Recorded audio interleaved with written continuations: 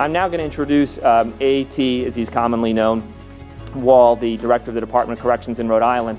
And I believe Director Jones was telling us earlier today that the average tenure right now for corrections directors, Director Jones, about 2.5 years, which sounds, of course, remarkably short. But I suspect if we took Director Wall out of that equation, we would see it drop by a full year. He is one of the most tenured directors in the country right now, and I think one of his biggest accomplishments, as many appointed officials will agree, is transcending 4 different administrations as governors. As they change parties, the one constant that everybody agrees you need to have running the Department of Corrections in Rhode Island is A.T. Wall, and he's now the president of ASCA, and we are thrilled that he's going to talk to us this morning about the corrections director's role in reentry and recidivism, and then he's going to introduce the next 2 speakers, Ryan King and our featured speaker, Dr. Ed Latessa. So A.T. Wall, right behind me,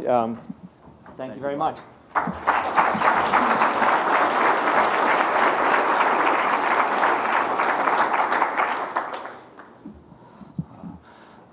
Thank you, Mike, for that very generous introduction.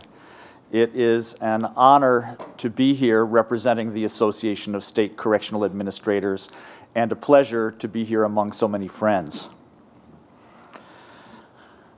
I think all of us in corrections can attest that it has been a tumultuous 40 years since the Attica riots in September of 1971, considered by many of us in this field as a watershed moment for our profession.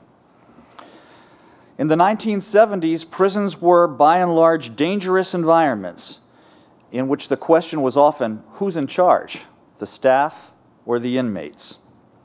As the decade of the 70s progressed, correctional managers reasserted control, increased order, promoted stability and safety, and began to professionalize our institutional operations. Yet the conditions of confinement in many prisons in the country were also deplorable. In state after state, federal judges found deficiencies in the institutions so egregious that the fact of incarceration was tantamount to cruel and unusual punishment. In fact, at the height of this trend, 40 state correctional systems, including my own, were under federal court orders mandating improvements. Finally, after years and years of struggle involving untold millions of dollars and heroic efforts by many of us in this system, we were found, in case after case, to be in compliance with the orders of the federal court.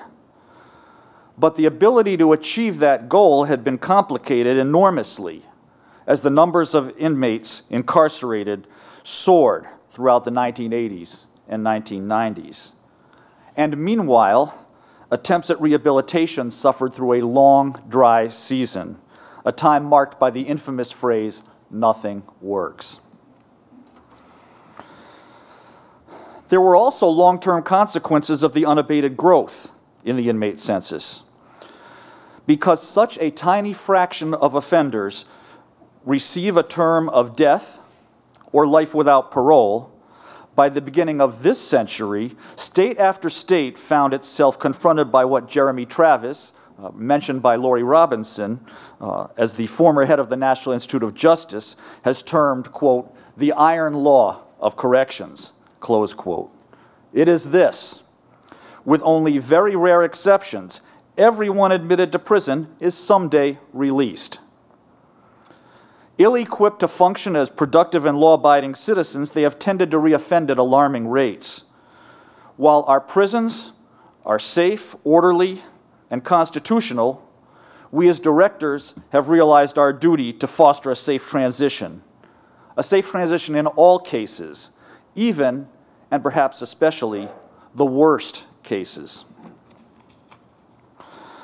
A way of doing business known as prisoner reentry took hold across the country, and we have embraced it.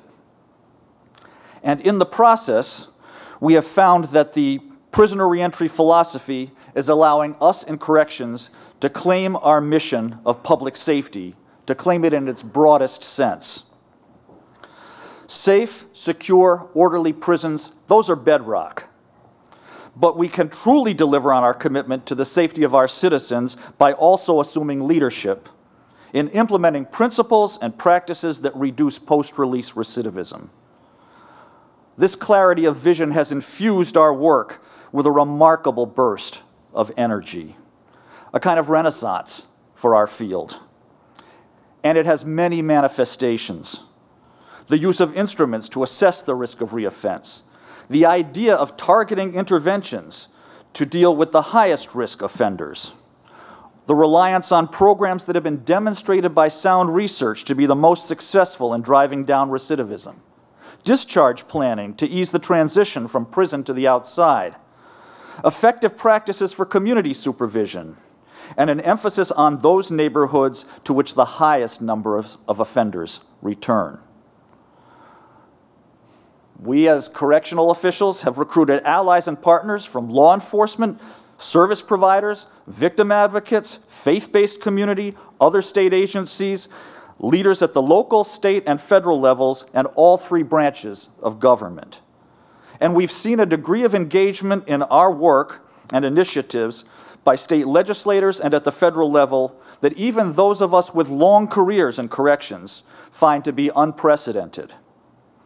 Not surprisingly, this investment has brought with it a set of rising expectations about our ability to make a difference, to make an impact. Those who have bought into our vision are looking for results. There is an irony here. This eagerness for positive outcomes is occurring at precisely the time when government at all levels has been hit broadside by the worst fiscal crisis that most of us have ever experienced. It's been mentioned time and again already today. We're under relentless pressure to downsize, economize, cut staff, and eliminate all but the most basic functions, even as these public expectations of us may be at their peak. It is not the turn of events that any of us wished for. There's no doubt that it's made a difficult mission even tougher. That having been said, I'm proud that we in corrections are realists. In fact, the very nature of our work obliges us to be clear-eyed and unflinching about the truth of what we face.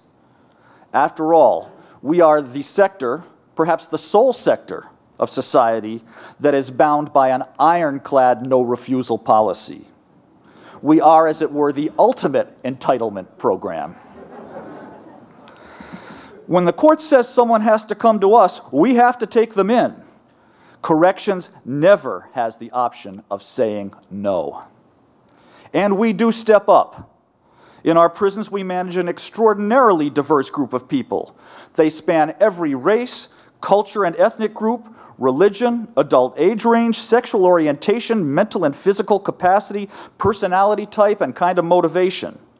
They are all in close and uncomfortable quarters. The members of this population have in common only two things: their demonstrated capacity to violate the criminal law and cause harm, and the fact that they are confined against their will. They don't want to be there. Our job is to keep everyone, the public, staff, and all of these inmates, safe. That's the hand we've been dealt, and I believe we play it very well. Just as we don't choose the offenders that we manage, neither do we have the luxury of selecting an optimal time for showing that we can make a difference in changing the patterns of their lives. The truth here is that the spotlight is on us now. We cannot and would not shy away from it. What the public wants from us can be daunting, just as it is for our colleagues in police work, when, as Lori Robinson noted, they're expected to be accountable for the rise and fall in crime rates, in spite of what we and they know are all the variables that factor into that mix. Yet over the years, our partners in law enforcement have persevered, transforming their profession through community policing and yielding results that have surprised even themselves. In my own system in Rhode Island, the needle that measured recidivism had barely moved over the course of decades, with an almost monotonous regularity. About 1/3 of every inmates released from our institutions returned as sentenced offenders within 12 months. About 50% came back within 3 years. This pattern was holding true as recently as the cohort discharged in 2004, the last time our department did a full 3-year recidivism study.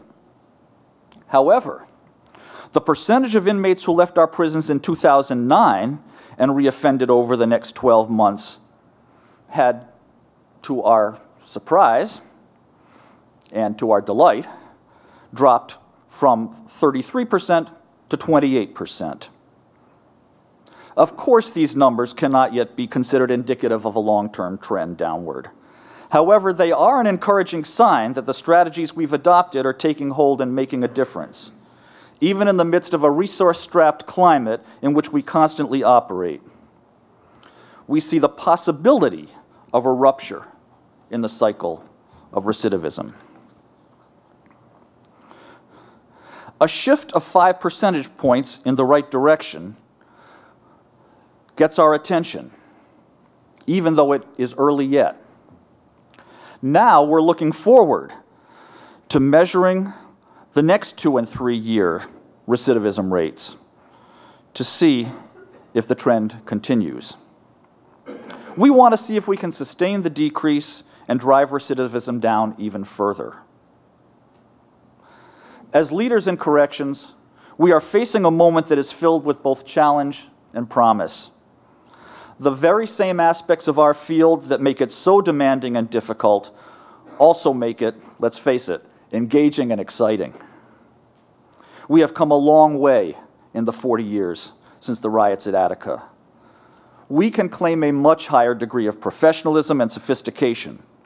We have relationships with the community and partnerships throughout government that would have been hard to imagine just a few years ago. I have confidence that the same energy and focus which has brought us where we are today will take us where we need to go, and that the tough nut of recidivism is one we'll be able to crack. I say, let's bring it on. Thank you.